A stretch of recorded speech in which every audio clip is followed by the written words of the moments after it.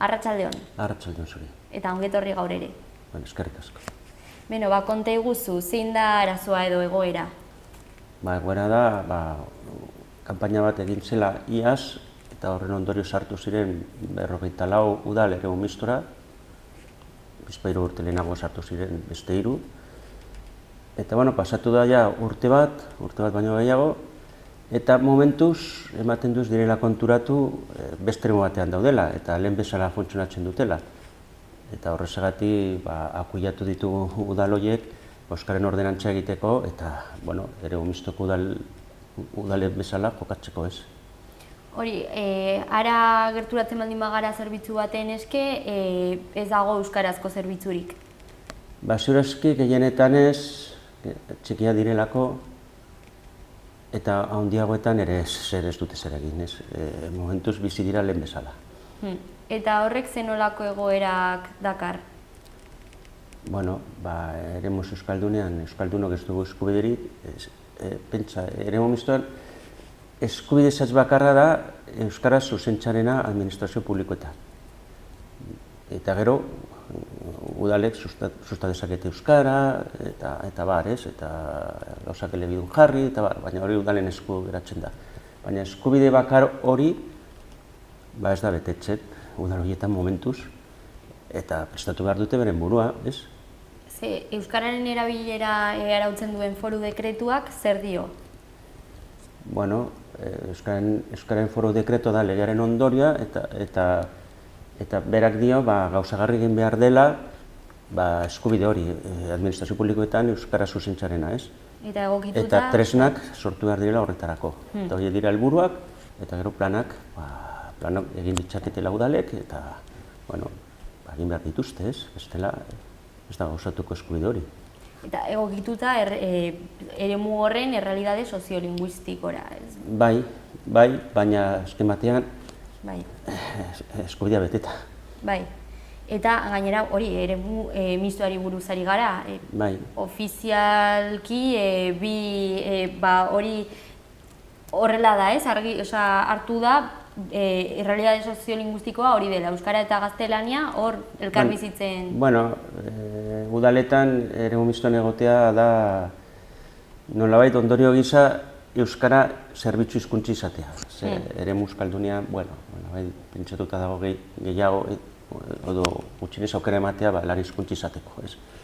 Eremu mistoan gehienez zerbitzu hizkuntza, horrela pentsatuta dago, ez da betetzen kasu gehienetan, eta udal horietan gutxiago, agian denbora kontua da, baina momentuz, horregatik gure taldea bultzatu ditu euskararen ordenantza egiteko.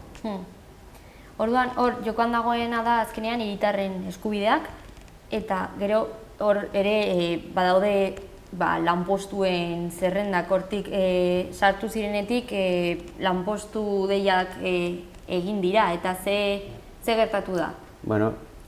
Eskubidea betetzeko administrazioa prestatuta egon behar da, eta prestaketa da giza baliabideak, langileak. Momentuz urte batean 17 lan deialdi egin dituzte eta ez dituzte aprobetxatu. Bakarrik bitan puntuatu dute euskara eta gutxi, eta udal bakarri izan da, zango zaku dela, besteek ez dute zer egin. Gero erraten badute, ez gaudela prestatuta, badakite zer egin behar duten, ba. Orduan legea ez da betetzen? Pentsa, bi udalek erantzun digute itzulpena egiteko guri idazkari, pentsa, hori eremu euskaldunean bezala jokatzea da.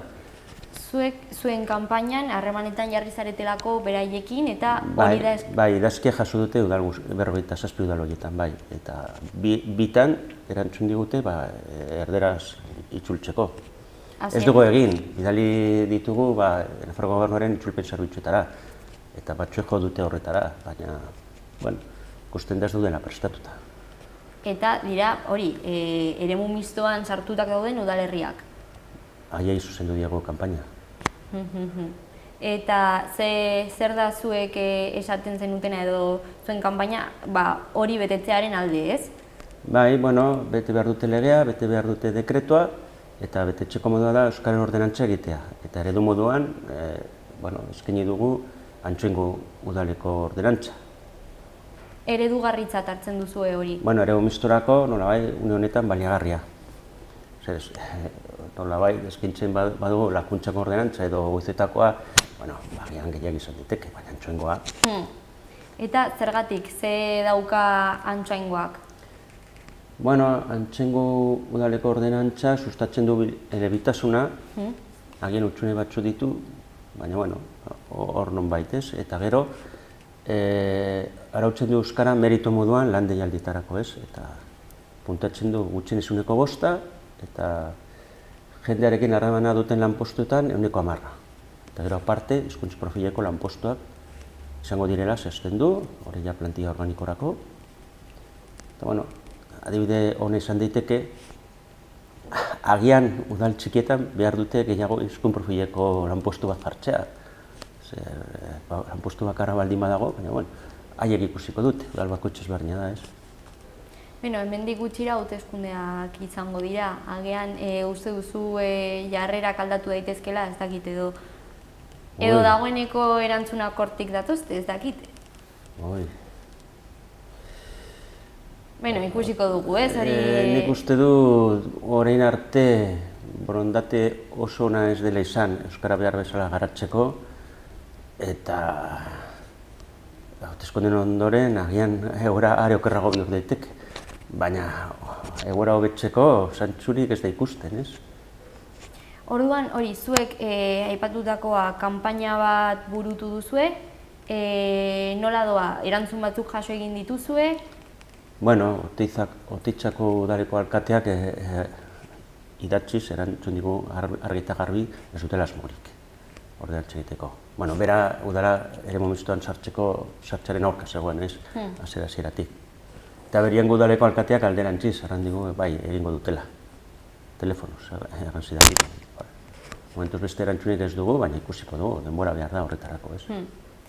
Orain, datorren astean, urriaren 27an, hemen Iruñan mobilizazio bat egingo da, honekin zer ikusia duelako, euskararen ofizialtasuna eskatuz Nafarroa osoan. Bueno,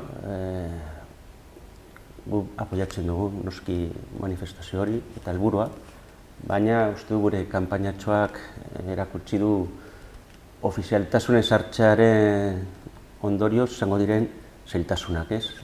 Hitza eremu euskaldunean zenbat udal diren, 100 baino gehiago, eta arazo berberak izango dira. Orduan ofizialtasuna bai, baina gauza lotu egin behar dira, ez?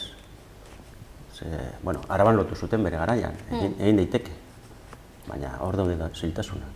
Administrazioan euskaraz taldeak sortu zenetik ze nolako, lorpenak edo ze nolako ibilbidea izan du taldeak?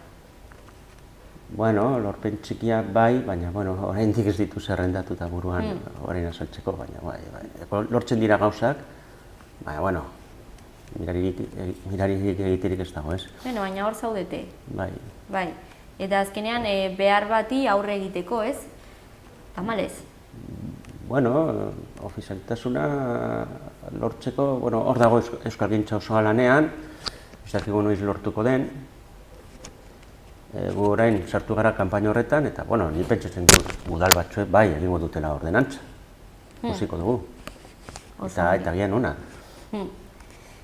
Eta orduan, ze azkenean hor daudelako esandakoa jokoan eskubideak, jende hiritarren eskubideak, gainera ez dugu ahaztu behar guztia Nafarrak garela, ez? Bai, baina uste dut garai txarrean gaudela, nik uste dut arerioen diskurtsa nahiko nagusitu dela eta nolabait euskaltzale diren alderdietan sartu dela diskurtso hori eta ausardiarik ez da ikusten. Ikusiko dugu. Denborak esango du? Beti bultzatu beharra dago, ez? Bai. Eta hor zaudete, esan bezala. Gu eta beste batzuk ere bai zaudete. Bai, noski baietz.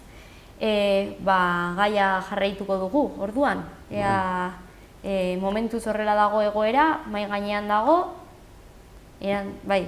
Bai, eta ikusiko dugu, bai. Zer gehiago egin daiteke? Beraien aldean dago pilota, baina... Eta agian askoz gehiago gure aldean, euskaltzaleok bultzatu behar dugu. Ez dela alderdien esko ezin da hautsi, Gizartea mobilizatu behar da. Bai. Eta horretarako adibidez, hemendik gertu datorren astean dago hori, aipatutako mobilizazioa. Ahalik eta handien izatea hobe, noski. Eta orduan hemendik deia egiten dugu. Bai, noski. Mi esker Joseba etortzeagatik, Vale. eta jarrituko dugu gaia edo ez, ikusiko dugu, baina mi esker egiten duzuen lanagatik. Vale, eskerrik asko.